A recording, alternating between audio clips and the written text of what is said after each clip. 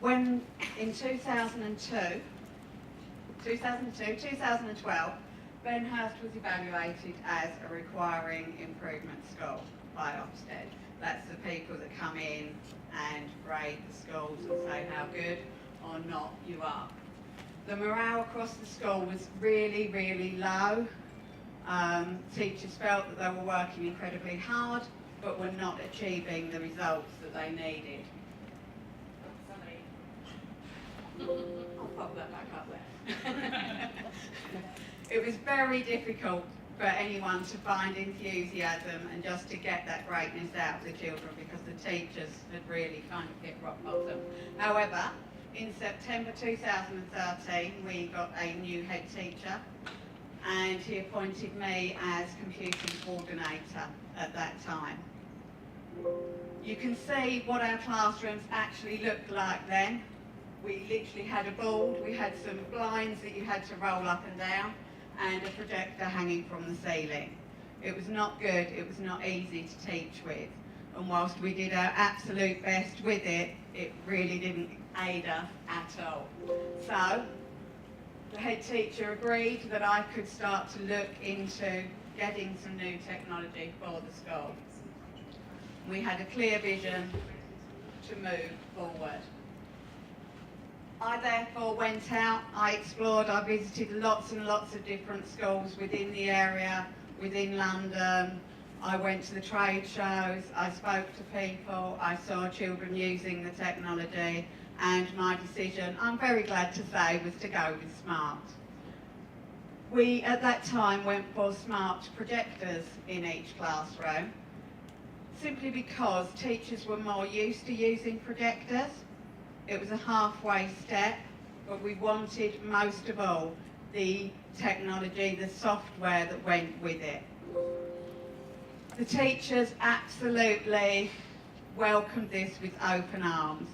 They weren't adverse to it at all. They struggled, some of them, they needed lots of help, and I made sure that I was able to provide that help. I had an open door policy that if anyone wanted to come and speak to me about anything within the software, they could visit me at any time. The children in my classroom became so good at using it because I was using it all the time. I lent out the children from my classroom. They're only 7 and 8 year olds, but they were able to go around the school and teach all the way up to year 6. So they were showing the year 6 teachers what to do with it, how to use it, and that gave the teachers confidence in each classroom to actually use that technology.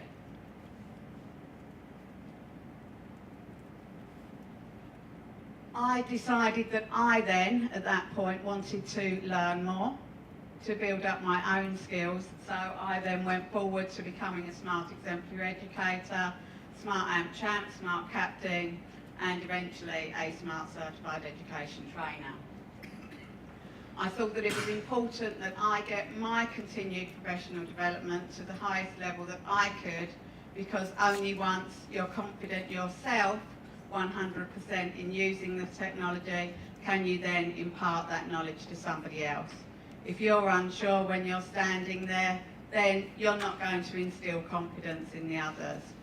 The children from my school literally sold it across the school to the teachers, because the children from my class were all coming out going, oh, we've done these fantastic lessons, we've been on SMART AMP, we did this, we did that. And the other teachers were then, okay, you're going to have to show me how to use that part now as well. We need to be doing it, we can't be left behind. So I then started to deliver presentations to other schools within the area, and we had visitors mainly with SMART due to the VET show originally to come and see what we were doing with the technology and to advocate around the world in that way. Other schools in our area then heard about the things that we were doing at Benhurst, and they then became inquisitive and wanted to know. So I delivered a few training sessions, especially for NQTs, those newly qualified teachers, because getting that knowledge to the newly qualified teachers, they're the ones that then go into schools within the borough and can spread the word of what SMART can do. So advocating in that way was really, really powerful, those younger teachers going in and saying, but why hasn't this school got this? I've seen this happen. And the teachers in the schools do listen to the NQTs because they are the ones with the new ideas. They're the people to be listened to. They're coming out of training. They're sometimes the most qualified, the best advocates of technology that we can ask for. In October 2016, we became part of a newly formed academy, the Life Education Trust. We joined with a large secondary school in our area. That secondary school, they do have smart technology, but they were running 10 or 11, notebook 10 or 11. They didn't know what new things Smart had out there.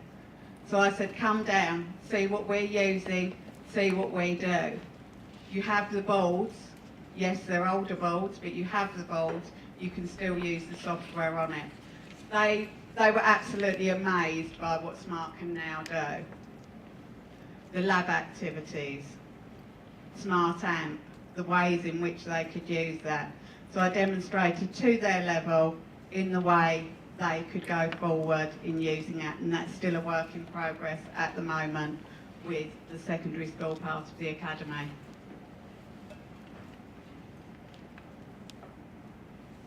I've showcased quite often the use of the smart education elements to other schools, and several schools have come down to actually look around our school just to see the technology in use. Because I always say, if you're going to buy something, you need to see the children using it. It is all about the children. It's the way they can interact with it, the intuitivity to those children. So we've had quite a few local schools come through, and schools with it that have had to travel quite some distance actually from inside London, from the other side of Essex, to just have a look around and see our children using it. And what we say to them is, please speak to the children. Don't only speak to the teachers, don't only ask the teachers how they feel about using the technology, but also ask those children. The children are the ones that explain how they learn by using it, how much better they feel because of using it, how inspired they feel, how much they then go home, especially with Smart AMP, they'll go home and say, can we continue working in the workspace? Can we carry on that learning at home? Of course they can. And when local educators visit and hear that, they're like, wow, okay, we now can see why we would like to purchase this technology. And a lot of them have gone on to do that. The CPD that you provide within your schools or beyond just needs to always come down to exactly what was said yesterday. It comes down to the pedagogy, encouraging teachers to think about how they can use the tools and software to enhance learning and teaching that benefits the children. Simply by showing teachers the tools that are there doesn't always inspire them in ways to use it to teach. Things like we're doing here this week, sharing that pedagogy, sharing different ways of using it, that's what inspires teachers to use it, and that's what can sell the product for Smart as well. So, if you're trying to persuade your district, as I say, I recommend trying to take some of your governors, your leaders, your leadership team along to a school locally that you know is using Smart really well.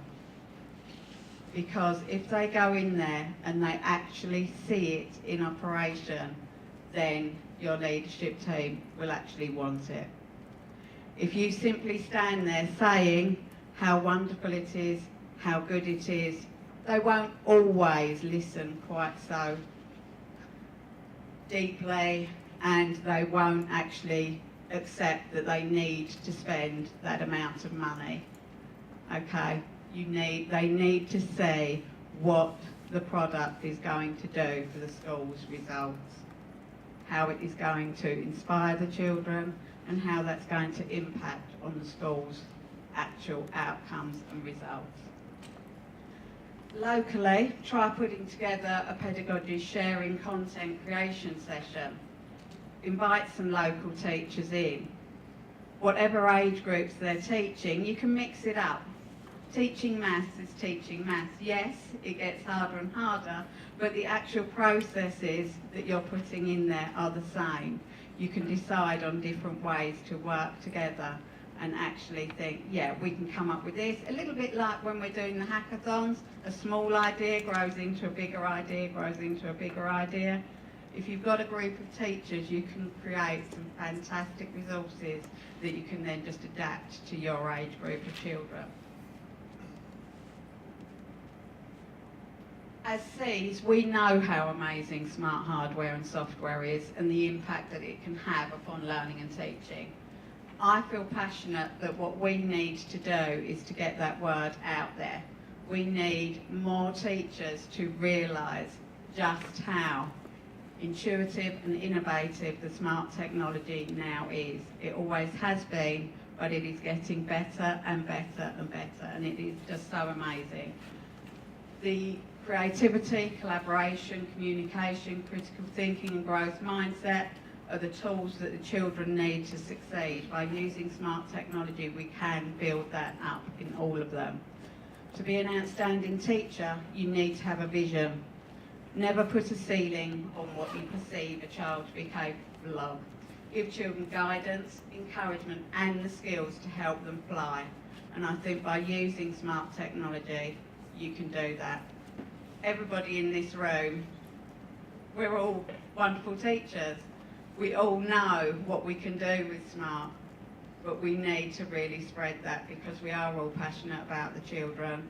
We want every child to be able to succeed around the world, within our districts, within our hometowns, within our schools. So I think just spreading that word and really encouraging people to see what is there. Okay, and that really is all from me. Unless anyone's got any questions, I'm going to hand over to Dana to continue her story.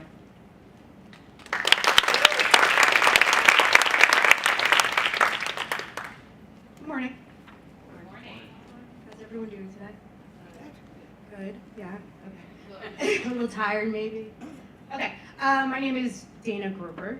Guys, I've worked with you guys for the last 24 hours or so, and I'm going to talk about some smart advocacy.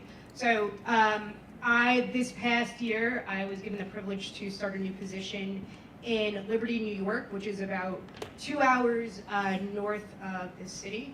It's in the Catskill region, which is a really pretty mountainous region.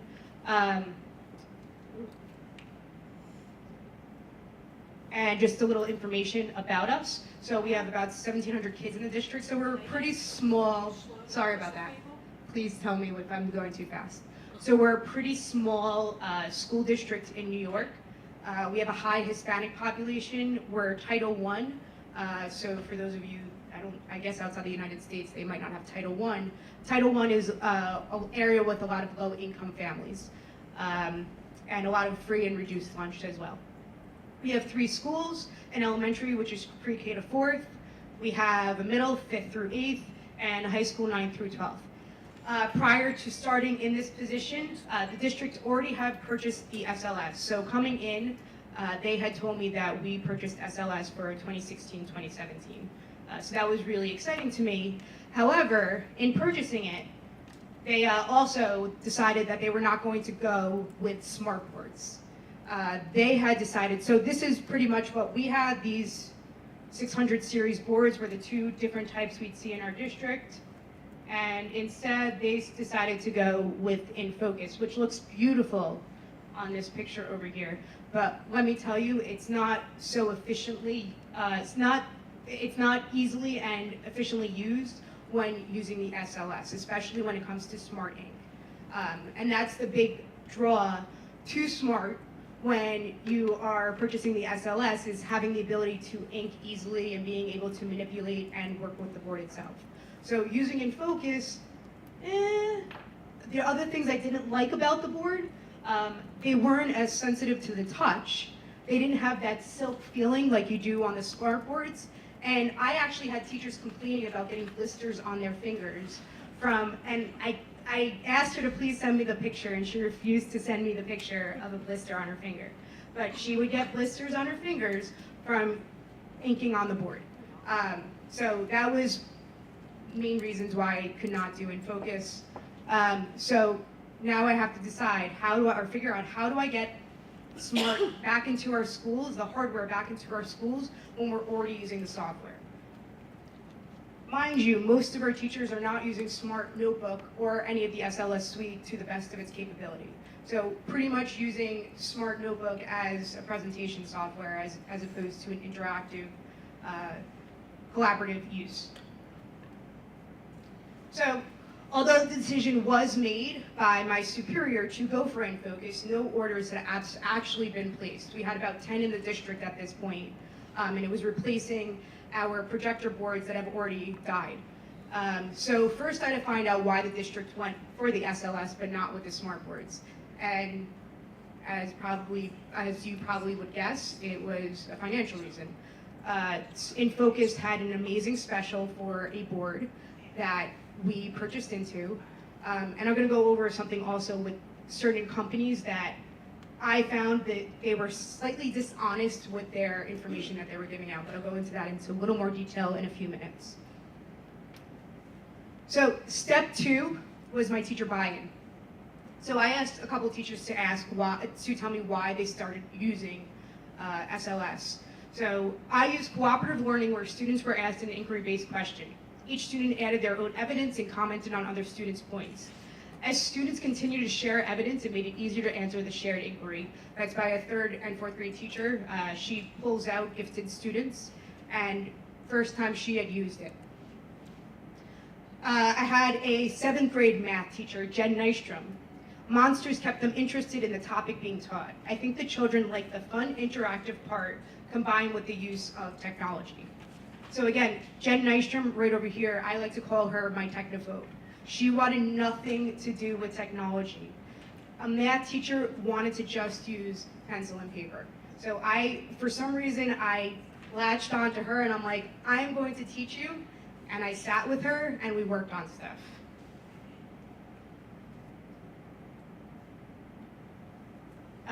This was one of my pros at Smart Amps, so she was she was very good with technology.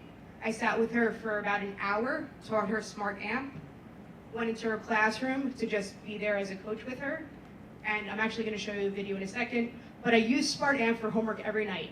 It allowed me to check for understanding and go over the problem easily when there were questions. I used it as review, sometimes in groups, sometimes individually, and in a variety of ways. This allowed me to group students with varying abilities so that stronger students could help weaker students. When used individually, it allowed the stronger students to finish and then move on to other work and keep them engaged. I used it for quizzes. There was less paper, and students liked being able to go back and look at past homework assignments, reviews, and quizzes before a test. And lastly, another high school math teacher. It is definitely fun for even high schoolers, and she was talking about monsters in this instance. And the fact that it's Teams for Monsters, my students didn't slack off or just guess because they felt responsible for their team to win. I used it in the beginning of class as a warm-up to wake them up. So obviously there's many different varieties and uses and many different options in using SLS. So this was my teacher buy-in. This is just 4 of my teachers. And out of the 200 teachers, I probably had about 75% starting to use SMART in a way that they weren't using it the previous year. So this is Jody Lieberman's, and this is one of the first ones we did. And as you can see, I did not take a full screenshot of the AMP space, but this was all the students were told they had to do. They were told on the first time using it, they had to just answer this inquiry-based question with evidence. And all of a sudden, spread out all over the page, as I look at the page, all over the place were other inquiry questions, where students were then leeching off of that and adding information about that. So right there, we gave our students the opportunity to just do that, and they went above and beyond what they had to do. And then this is another group. This was an ugly duckling. And then this was actually the first time the third grade group used it. And we talked about accountable text. So this is them talking to each other. This looks like this was a student that came on in the evening to do it. So she went home and continued to do work after the school day ended. So the kids are already engaged in school, but now they're getting engaged outside of school with their education, just because they have the ability to use the technology, even though they were doing the same exact thing with a pen and paper before. So now they're already they're ready and excited to do things outside of school, the things that they were forced to do inside of school.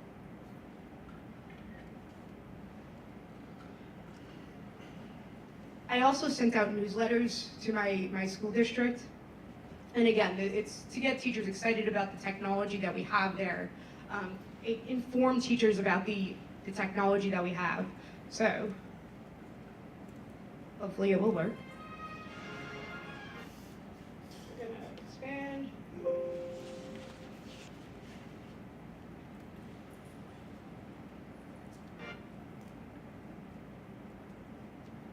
I guess not.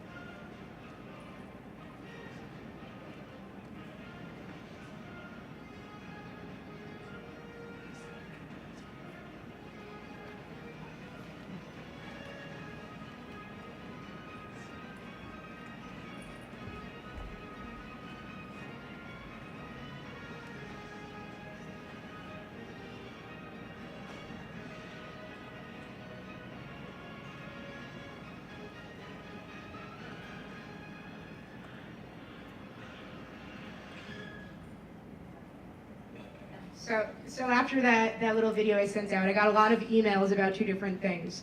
How do we do monsters and how do I make a video like that? So it was pretty cool that teachers got excited just from that minute clip of kids playing and interacting with it. And that was Jen's class. That was one of Jen's classes. And again, she made all of her monster quizzes. She did them on a regular basis. For math, she used it for testing fluency. So it was very repetitive, but you know, fluencies are extremely important in math, and that's something that they struggle with, fractions, exponents, etc. So that's what she had used it for. And the kids also begged her to use it. So now I'm just gonna show you a quick clip of this. This was the high school math teacher that used AMP. This is the first time she was using AMP. Now, the first time we used it, she had used it to do proofs in math, where students gave one part of the group gave the reasons, and the other part of the group gave the evidence for the proof. So just very quickly, I was going along the classroom. This is the first time the kids are even using this stuff.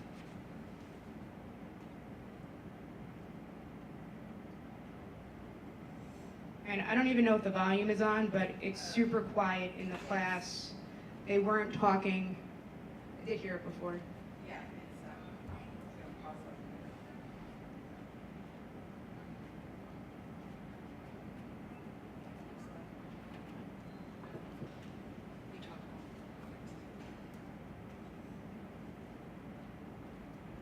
Oh no, I'm just gonna go to the next page. So. Thank you. So that's that for that. Liz also used it for homework, like she had said before. So there's a template very similar to this online. I want to say that I downloaded this from the SMART Exchange. And what she did, and I screenshot it with the bookmarks, she assigned every student a Post-it note. And she, depending on the class, sometimes she would assign a specific question she wanted them to post. Sometimes she let the students choose which question they wanted to do, and they just had to make sure that all the questions for homework were posted. But every day, by the time they got into class, everything needed to be posted. Now, what was amazing about this, Liz taught calculus, algebra, and geometry. One of the things that she said to me about what it had done for her class, our classes are about 45 minutes in length. Especially in calculus, she was taking about 20 to 25 minutes to write out the questions on the blackboard, go over every single individual question, and discuss it in class, and then have about 20-25 minutes to do her actual lesson and have the students engaged in their learning. With this being up, students were able to look at the answers, were able to be prepared with questions, and from that 20 to 25 minutes, it took her to review homework about 5 to 10 minutes. So she got 10 to 15 minutes back in her academic schedule every period. So that was something that was amazing for her. Okay, so now steps 3 and 4. This is the research part. So have teachers demo smart boards. Now you say, how do I demo smart boards? Well, the distributors, your distributors out there, your local distributors, your reps, will be able to get you demos. And if you can't find your distributor or don't know who your distributor is, I'm sure Kelly can direct you to a person that would be able to help you with that information. You're welcome. Simultaneously, I was looking at all other stuff out there. I was looking at the other boards. I was checking out Sharp. I was checking out Promethean. I was looking at other InFocus. I was the one going to the schools and bringing back the information as to why we should be going SMART. I was collecting that data. Now, I put PS, SMART might not be the cheapest IFPs, but they are undoubtedly the most honest. And what I mean by that is they have their packages. They have very specific information in regards to their boards. The salesmen that I have met with on multiple occasions with multiple brands give you information about these great boards, and they let you demo these awesome boards. And then when they talk about pricing, oh, the pricing sounds awesome. And then you get the board, and it's not the board that you demoed. So for example, we have something called BOCES in the United States and some states. They do a lot of career and technology type education, and they also help with a lot of our technology purchasing and other purchasing within the district. They purchased a Sharp board. They expected it to have mirroring. They expected it to have like a whiteboard-esque type thing that we have with Cap IQ. So when I went to go demo that board, I'm like, great, this sounds pretty cool. The price sounds great, what they had gotten it for. Let me go check it out. So I go to the board, I go to the BOCES and I go check it out. And I start writing on it. I'm like, this isn't bad, okay, for the price. It was coming in right under what SMART's education pricing is. And I'm like, okay, so how do I mirror? And when I talk about the SMART education pricing, I'm talking in regards to the Cap IQ now. The 6065 Cap IQ with the second module. And I'm like, okay, where's the mirroring capability like you said there was? And we start trying to figure out how to mirror with this Sharp board. And we look it up, we're like looking at the back of the board, maybe there's some kind of button we have to press, maybe there's an app, couldn't find it. Then I go ahead and start looking up the information. So this BOCES had demoed the board with the mirroring, with that whiteboard aspect of it, and got nothing. They did not get that board. So this is why, salesmen are salesmen, but it's unfortunate that it was kind of a dishonest way of going about showing what they had, and then getting them to the price point that they wanted to be, and not giving them the same product. So that kind of also took me back. So between Sharp and InFocus and Promethean, I had basically all the same issues.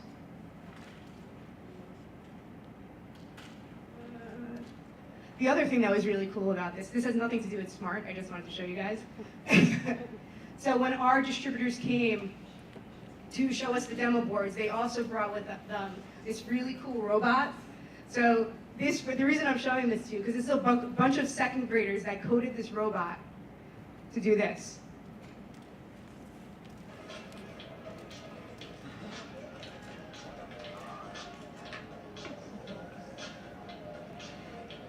The music is part of the coding, by the way.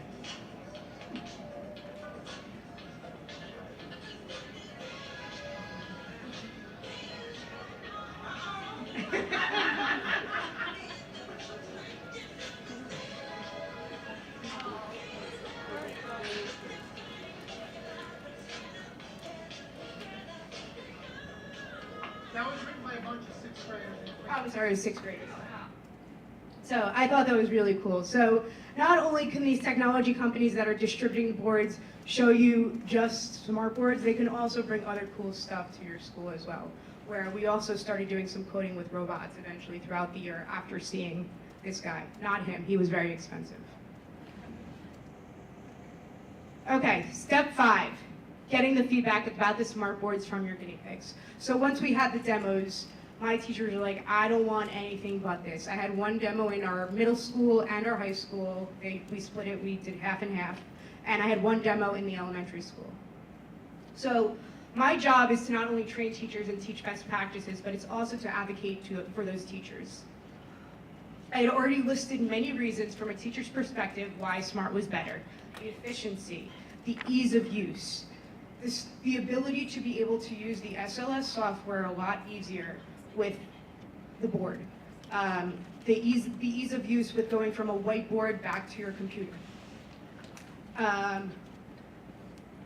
So however, it still wasn't until the powers that be, our stakeholders, superintendent, assistant superintendent, heard the teachers, our teachers reiterating that. So now I have teachers going and saying, I want this board. This is going to be the board that is going to help me in my practice. This is going to be the board that is going to push our students.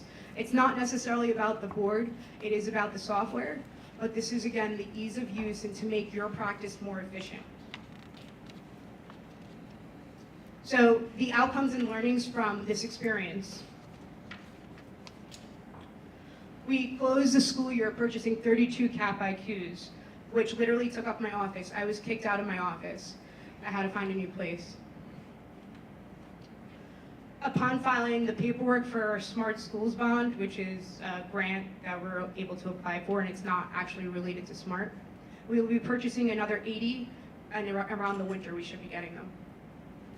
So now we are completely outfitting our district with SMART boards.